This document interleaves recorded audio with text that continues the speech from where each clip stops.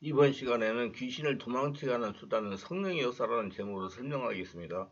성령님은 말이 아니고 살아서 역사하시는 초자연적인 5차원의 하나님이시기 때문에 자신의 온몸을 점령하고 지배하고 충만하게 채워 통일해야 그때 귀신들이 떠나간다는 것입니다. 성령으로 충만한다는 것을 바르게 정확하게 깨닫고 행해야 됩니다. 성령으로 충만하다는 것은 살아계신 성령 하나님께서 자신을 차고 넘치게 채우시고 장악하시고 지배하시고 인도하시는 것을 말하는 겁니다. 더 쉽게 설명한다면 자신이 죽어 없어지고 성령님이 주인 되시한다는 것입니다. 우리 충만한 교회 같이 성령 인도를 받으면 월화 금토일 집중 치유 온몸 기도를 오래 지속적으로 하니까 성령님이 성도들의 전인격을 온전하게 지배하시고 장악하시고 통일하셔서 성령으로 충만해지니 귀신들이 하나둘씩 떠나가고 도망쳐 온전해지는 것입니다. 그럼 성령 세례란 무엇일까요? 성령 세례는 예수를 믿을 때 오신 성령님이 순간 자신의 온몸을 지배하시고 장악하시는 실제적인 역사, 체험적인 역사입니다. 저는 성령 세례는 자신 안에 주인 오신 성령께서 폭발하여 순간 자신의 전능력을 장악하시므로 몸과 마음을 느끼고 눈으로 보며 체험하게 하시는 사건이라고 말합니다. 성령 세례의 의미에 대해서는 교단마다 교회마다 또 개인에 따라 달라지기 때문에 이것이 성령 세례입니다 하고 말씀드리기 좀 어려운 단어입니다. 일반적으로 성령 세례는 두 가지 의미로 쓰인다고 봅니다. 첫째가 성령의 내주하심입니다. 우리가 예수를 믿게 되면 성령께서 우리 안에 들어오셔서 우리와 함께 동행하시게 되는데 이것을 성령의 내주하심이라고 합니다. 또한 이것은 성령 세례라고 하기도 합니다. 바로 우리가 예수님을 믿고 하나님의 자녀가 됨으로 말미암아 성령과 연합되는 것입니다. 성령으로 거듭난다는 뜻이 바로 우리가 예수님을 믿음으로 하나님의 자녀가 되는 사건을 의미하는 것입니다. 이런 경우 성령 세례란 우리 일생에 딱 한 번 있는 단회적인 사건이 되는 것입니다. 두 번째가 우리가 예수 믿고 나서 특별한 경험을 하는 경우입니다. 성령의 특별한 역사로 말미암아 뼛속까지 회개하는 경우도 하게 됩니다. 방언을 받게 되는 경우도 있고 성령과 친밀한 교제를 하게 되는 경우도 있습니다. 하늘의 권능을 받는 것입니다. 권능 있는 삶을 살아가는 계기가 됩니다. 자신은 없어지고 성령님이 주인된 삶을 살아가게 됩니다. 이런 경험을 성령 세례라고 칭하는 경우도 있습니다. 이런 경우 성령 세례란 우리 인생에 한 번 체험할 수 있는 사건이 될 수도 있습니다. 성령의 세례를 체험하고 나면 성령이 강하게 사로잡힐 때마다 성령 역사를 체험하게 된다는 뜻입니다. 하나님은 성령 세례를 체험하고 단련하여 하나님 마음에 합한 자를 하나님의 일에 사용하십니다. 성령으로 세례받음으로 하나님의 영으로 사로잡히는 겁니다. 성령 세례는 성도의 마음을 그리된 이해와 사랑과 신뢰로 가득 차게 하며 성령의 삶의 주관자가 되게 하며 하나님의 자녀로 하나님의 부름에 적합하도록 능력을 부여합니다. 거듭나는 것과 성령으로 세례받는 것과는 다른 별개의 사건입니다. 누구든지 그리스도의 영이 없으면 그리스도 사람이 아니라 로마서 8장 9절에서 말씀했습니다. 성령이 세례받음으로 성령의 이끌림을 받게 됩니다. 그리스도는 성령에 태어난 사람으로 성령은 그 사람 안에 중생의 사역을 이루십니다. 그리스도란 그 안에 성령이 내주하는 사람을 지칭하며 성령 세례받은 자를 의미하는 것은 아닙니다. 거듭남으로 구원을 받게 됩니다. 즉 성령으로 거듭나서 하나님의 자녀가 되는 것입니다. 그러나 사람이 성령에 거듭났지만은 성령으로 세례받지 못한 경우도 있습니다. 그러므로 중생과 성령 세례는 동의가 아니라는 뜻입니다. 귀신을 쫓으려면 성령으로 세례를 받으시길 바랍니다. 성령의 세례를 받음으로 비로소 성령의 인도를 받으면서 귀신이 도망치게 할 수가 있습니다. 성령으로 세례를 받음으로 초자연적인 성령 하나님께서 자신을 지배하시게 되므로 이때부터 귀신들의 정체가 드러나기 시작합니다. 성령으로 세례를 받고 마음에 주인 오신 성령 하나님부터 성령의 불이 나오니 귀신들이 도망치기 시작합니다. 절대로 성령 세례 받지 않으면 귀신을 쫓아낼 수가 없습니다. 성령님이 귀신을 쫓아냈습니다. 그럼 성령의 불세례란 무엇일까요? 자신의 지성소에 주인으로 계시는 예수님으로부터 성령의 불이 끊임없이 타오르는 것을 말합니다. 예수님을 믿는 사람이라면 누구나 한 번쯤은 성령의 불에 대한 관심을 가져봤을 것입니다. 하나님을 믿는 사람들에게 있어서 성령의 불을 받는다는 것은 신비적인 체험과도 같습니다. 성령의 불세를 받는다는 것은 다른 말로 표현하면 성령 충만입니다. 그것 또한 성령의 기름 부으심으로 표현되기도 합니다. 요즘 성령 충만이라는 말이 하도 많이 남용돼서 성령 충만합시다라고 말하면 그저 성령과 더불어 살아가는 정도로 생각합니다. 하지만 성령을 충만하게 받게 되면 성령님이 자신이 주인 되시며 성령님께서 소유하고 있는 권능을 사용할 수 있게 됩니다. 이것은 사도행전 1장 8절의 말씀이기도 합니다. 오직 성령이 너에게 임하시면 너희가 권능을 받고 예루살렘과 온 유대와 사마리아 땅까지 이르되 증인되리라. 사도행전 1장 8절 말씀입니다. 한 가지 짚고 넘어가야 할 것은 이 구절에 언급된 성령은 성령 세례가 아니라 성령의 기름 부으심을 말합니다. 그것은 곧 성령의 불세례를 말합니다. 자신의 주인이신 예수님으로서 성령의 불세례, 성령의 기름 부음을 받을 때 하늘의 권능을 받게 됩니다. 물론 성령 세례를 받을 때도 역사가 일어납니다. 하지만 성령의 불세례에 성령의 기름 부으시면은 더 큰 권능이 있습니다. 예수님께서 제자들에게 이 구절을 말씀하실 때는 단순한 성령 세례가 아니라 성령 충만, 성령 불세례가 있었음을 알아야 됩니다. 사도 요한은 우리로 하여금 성령 세례와 성령 불세례에 대해 보다 명확한 이해를 돕기 위해 다음과 같은 말을 남겼습니다.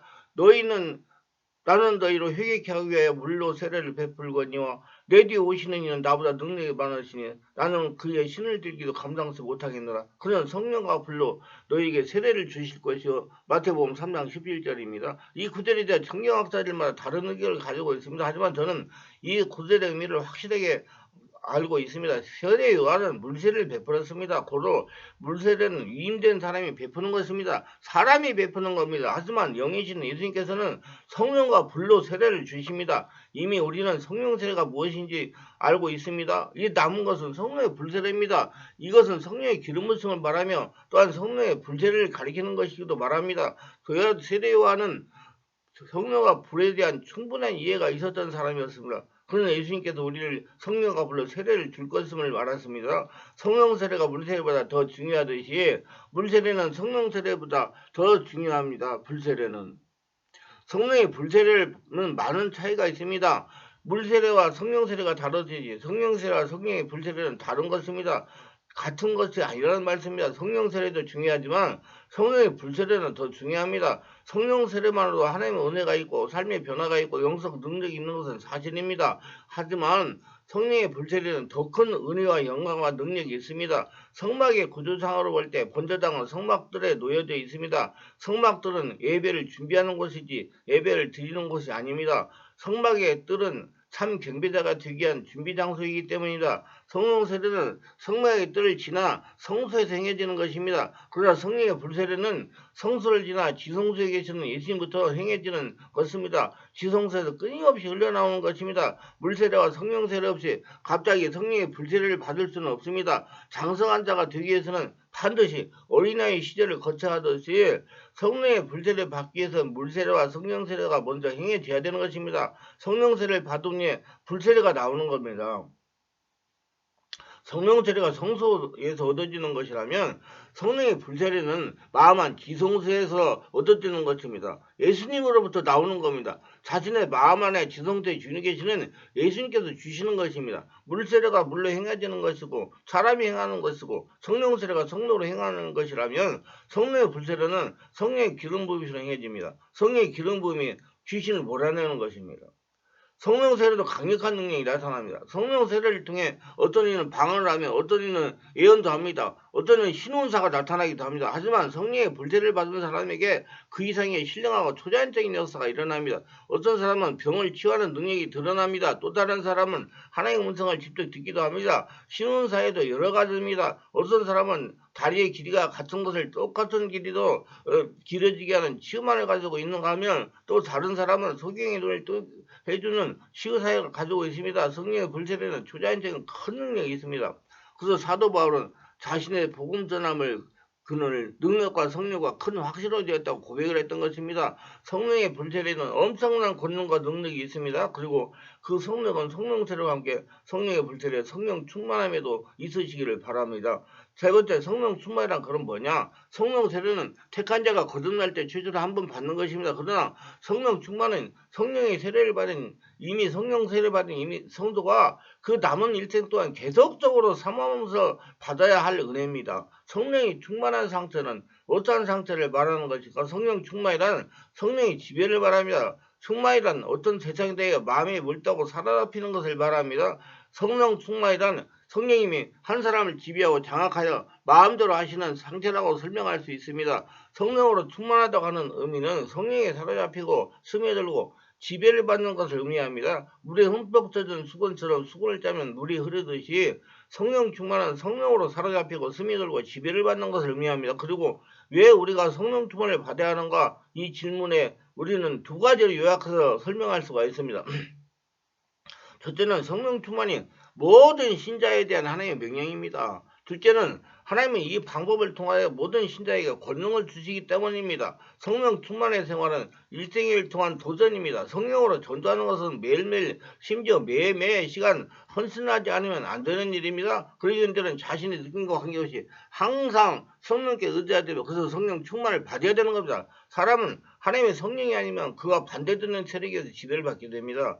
그래서 하나님은 성도들에게 성령으로 충만받으라고 명령하시는 것입니다. 사울은 여호와의 영과 함께 했던 사람입니다. 그것도 크게 임했습니다. 내게는 여호와의 영이 크게 임하리니 사무엘상 10장 6절입니다. 사무엘상 11장 6절에는 사울이 이미 이 말을 들을 때 하나님의 영에 크게 감동되매라고 하는 말씀을 볼 때 하나님의 영에 크게 감동된 사실을 알 수 있습니다. 그러나 여호와의 영이 거기에서 떠나자 악령이 들어와 그를 지배하기 시작했습니다. 여호와의 영이 사울에게 떠나고 하나님께서 부리시는 악령에 그를 번뇌케 한지라 그랬어요. 여호와의 영이 사울에게서 떠나는 것으로 끝난 것이 아니라 악령에 그것도 힘있게 내리고 그를 지배하기 시작했다는 것입니다. 하나님께서 부리시는 악령이 사울에게 힘있게 내리며 사무엘상 18장 10절 성령이라고 말할 때 영어는 영어로 스피리트라고 말합니다. 이 단어 앞에 홀이라고 붙으면 성령의 뜻이 됩니다. 그리고 이 단어에는 술이라는 뜻도 됩니다. 그러기에 바울은 지금 술이라는 스피리트에 취하지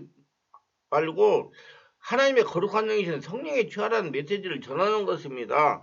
바울과 술과 성령을 비교하는 것은 유사한 점이 많기 때문이다. 술에 취한다고 말할 때는 취하다는 것은 영향을 받는다, 지배를 받는다 이 뜻이죠. 그래서 술에 취한 사람은 술에 영향을 받는다, 술에 지배를 받는다는 의미가 됩니다. 마찬가지로 성령에 취한 사람은 성령의 영향을 받는다, 성령의 지배를 받는다는 뜻이 됩니다. 결론적으로 성령의 세례를 받고 성령으로 충만을 받으려면 어떻게 해야 되는지 먼저 알아야 돼요. 지금 성령님은 하늘에서 임하시지 않습니다. 하늘에서 임하는 것은 사도행전 2장 1절로 끝이 났습니다. 그래서 어느 인간적인 목사님들이 말하는 것 같이 하늘에서 임하는 성령으로 세례받고 소원받고 입을 벌리고 아무리 철회하면 열심히 기도해도 성령은 임하시지 않습니다. 분명히 지금은 그때 하늘에서 임한 성령으로 세례를 받은 사람을 통해서 전해가 일어납니다. 조금 이해가 쉽지 않을 겁니다. 사도행전 2장 1사절에 성령 받은 사람들에게 역사하시는 살아계신 성령님이 성령을 사모하고 안수받고 기도한 사람들 통해 지금까지 쭉 전파되어 전이됐다는 겁니다. 쉽게 설명하면 성령 세례를 받아 성령의 지배와 장악될